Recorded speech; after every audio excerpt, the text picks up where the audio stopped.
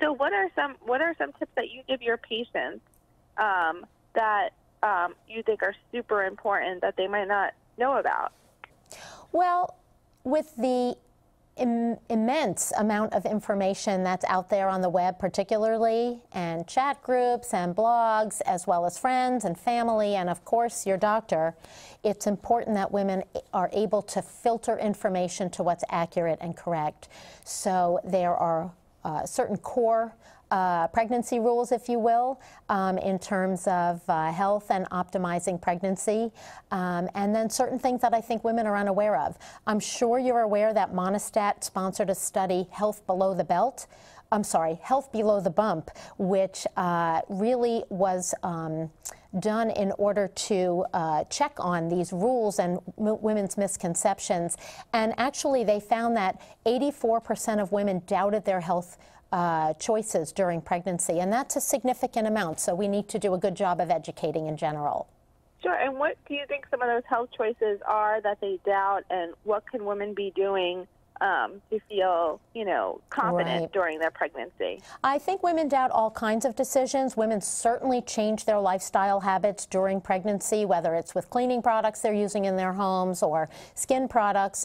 One thing that I really note that has changed over time is simple things like yeast infections. So yeast infections are very common during pregnancy due to all the hormonal changes that have gone on.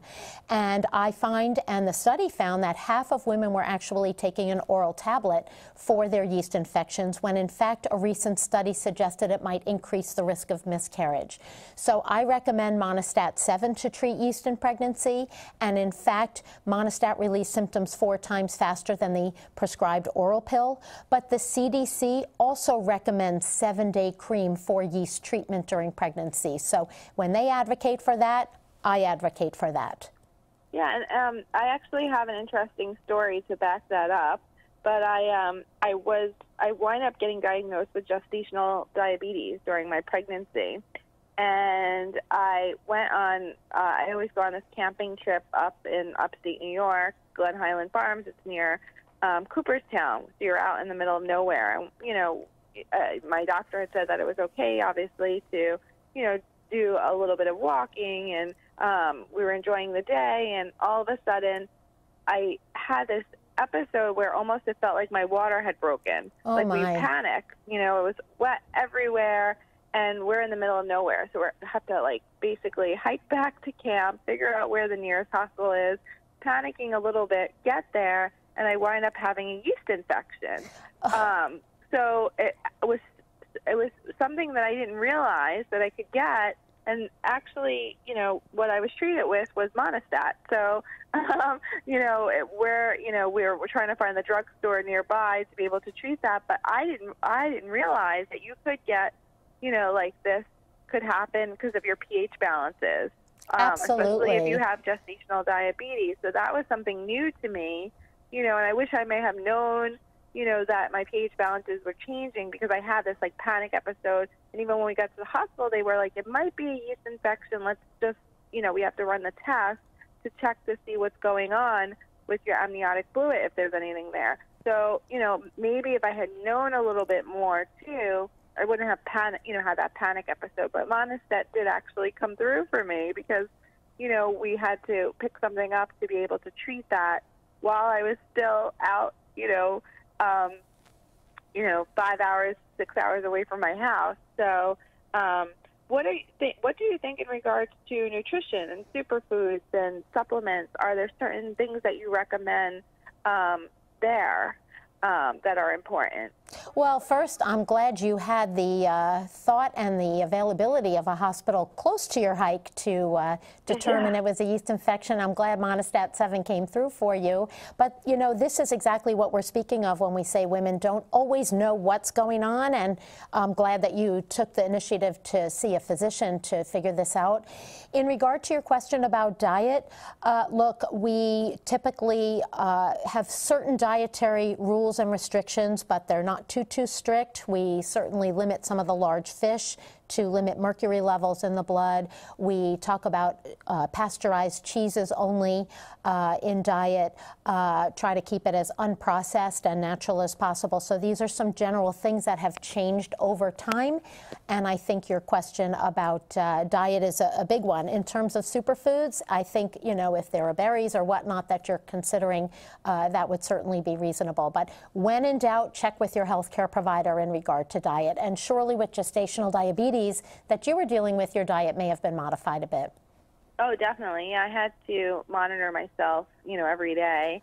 And I had to, you know, do all sorts of things, like even, you know, if I had certain foods at the end of the night that might have been a little bit more carby or sugar, you know, I tried to avoid sugar as much as possible. Obviously, there's some natural sugars in things like fruit and stuff. I would have to, you know, make sure that I was going out for a walk or climbing stairs. So there was definitely a lot of things I had to do. Well, look, gestational diabetes and regular diabetes not during pregnancy are risk factors for yeast infections. So are the hormone changes in pregnancy. So you kind of had the double whammy there. Yeah, but, you know, you don't really get all that information sometimes, you know, and especially like you mentioned earlier, going into chat rooms on, you know, there are so many chat rooms on the, you know, internet, and they could drive you crazy sometimes because you're self-diagnosing. So it's great to, you know, try to have, you know, after that, I tried to read some books and get more information.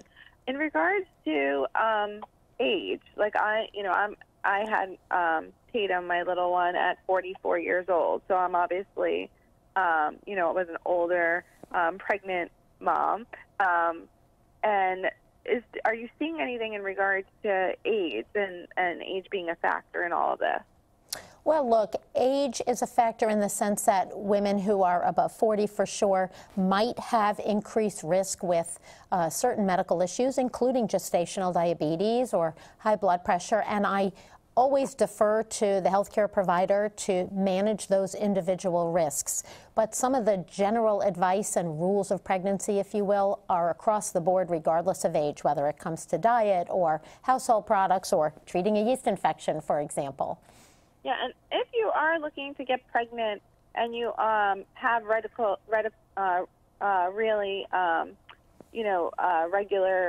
yeast infections, is there something that you recommend if someone is having reoccurring yeast infections before and they're looking to try to get pregnant? Is there something there that they should be watching out for or trying to get themselves on, you know, where they might not have that issue on the regular? Well, first and foremost, I would get checked out to make sure that these are actually yeast infections that are continuing to recur.